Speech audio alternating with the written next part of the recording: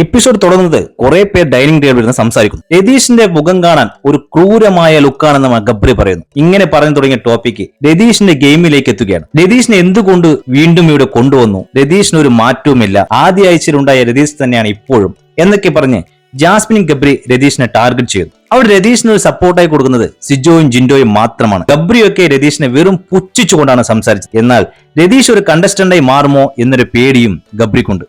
അടുത്ത jail nomination ആയിരുന്നു. ഇപ്രാവശ്യം 4 പേരെയാണ് ജയിലിലേക്ക് നോമിനേറ്റ് ചെയ്തത്. പവർ ടീം ഡയറക്ട് നോമിനേറ്റ് ചെയ്തത് ഗബ്രിയെയും ജിൻഡോയുമാണ്. വീട്ടുകാർ എല്ലാവരും കൂടെ തെരഞ്ഞെടുത്തത് സിജോയും അഭിഷേകിനുമാണ്. ആരോഗ്യപരമായ കാരണങ്ങളാൽ സായിയെ ഹോസ്പിറ്റലിലേക്ക് കൂട്ടിക്കൊണ്ടുപോയി. ഈ പവർ ടീമിന് എന്തോ ഒരു പ്രേതബാധയുണ്ടെന്ന് തോന്നുന്നു. പവർ ടീംക്കറിയ വൈൽഡ് കാർഡൊക്കെ ഓരോരോ കാരണങ്ങൾ പറഞ്ഞ് പുറത്തേക്ക് പോവുകയാണ്.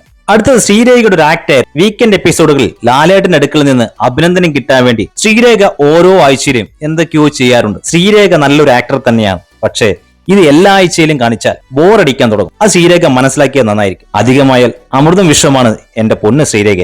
4 പേര് ജയിൽ നോമിനേഷനിൽ വന്നതുകൊണ്ട് അതിൽ നിന്ന് 2 പേർക്ക് രക്ഷപ്പെടാൻ വേണ്ടി ബിഗ് ബോസ് ഒരു ടാസ്ക് കൊടുത്തു. 2 പേരുടെ ടീമായി മാറിയാണ് ടാസ്കിൽ പങ്കെടുക്കുന്നത്. വീട്ടുകാരുടെ അഭിപ്രായവും രശ്മിന്റെ ഫൈനൽ ഡിസിഷനും വെച്ച് ജിൻഡോയും ഗബ്രിയും ഒരു ടീമും സിജോയും അഭിഷേകും മറ്റൊരു ടീമുമായി മാറി. 2 പേരുടെയും കൈകൾ കൊണ്ടുണ്ടാക്കിയ നൂൽപാലത്തിലൂടെ ബ്രഷിനെ മൂവ് ചെയ്ത് നടുക്ക് വെച്ച ഗ്ലാസ്സിലേക്ക് ഇടണം. ഇതായിരുന്നു ടാസ്ക്. ടാസ്കിൽ വിജയിച്ചത് ജിൻഡോ ഗബ്രി ടീമായിരുന്നു. സിജോയും അഭിഷേകും ജയിലിലേക്കും പോയി.